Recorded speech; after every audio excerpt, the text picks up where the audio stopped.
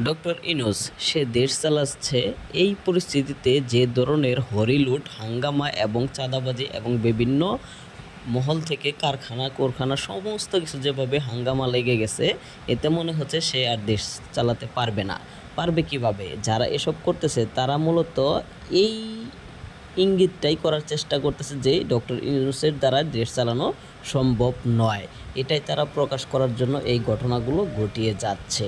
তবে এগুলো জানি না ঘটে আমাদের কিছু নিয়ন্ত্রণে আসতে হবে এবং আমাদের এই সময় এই পরিস্থিতিতে দেশের যে অবস্থা, এই সময়ে আমাদের এসব করা উচিত নয়। আমাদের প্রত্যেকেরই উচিত সরকার যে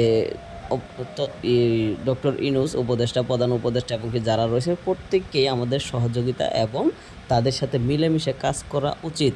এই সময়ে কিন্তু আমরা এসব না করে আরও হাঙ্গামা বেশি করতেছি।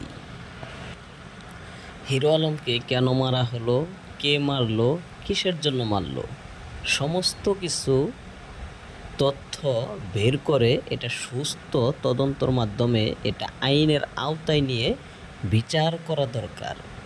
কারণ এটা স্বাধীন বাংলাদেশ, প্রত্যেকটি মানুষের অধিকার আছে তার মতামত প্রকাশ করার জন্য, কিন্তু আইন হাতে তুলে নেওয়ার মতো কিন্তু মতামত নেই বা আইন হাতে তুলে নেওয়ার মতো কোনো কর্মকাণ্ড করতে পারবে না, কিন্তু তার মত প্রকাশ করতে পারবে। একটি প্রেসিডেন্ট যদি তার সামনে দিয়ে যায়, সে প্রেসিডেন্টকে বলতে পারবে তোমাকে আমি ঘৃণা করি, তোমাকে আমি চাই না সরকার হিসেবে, তাই বলে প্রেসিডেন্টের উপরে সে আক্রমণ করতে পারবে না। এটাই হচ্ছে গণতান্ত্রিক।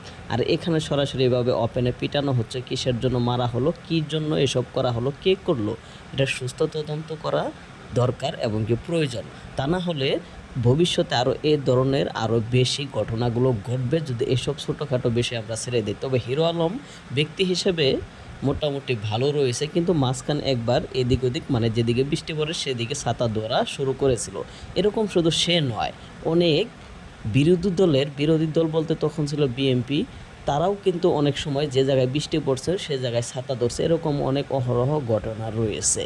তো এছাড়াও এটার কিন্তু বিচারের আওতায় আনা দরকার।